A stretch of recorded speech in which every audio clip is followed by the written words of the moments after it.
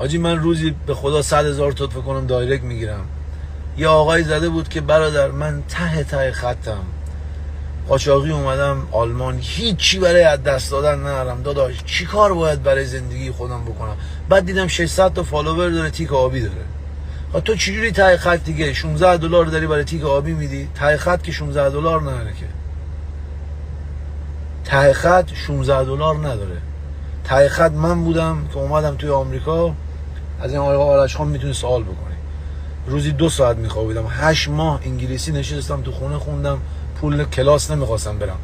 حاج آرش گفت برو کلاس من پولشو میدم. گفتم نه آقا بذار کار کنم اون چند ساعت یه پولی در بیارم. از بنز خط موبایل اون موقع 200 میلیون تومانی، صحبت 12 سال پیش، همه رو از دست دادم اومدم اینجا. مردانگی برادر من اینه که نجات دهنده وجود خودت باشی. اولین چیز اینه که ترک کردی لب بچین ازم، ببین خدا زندگی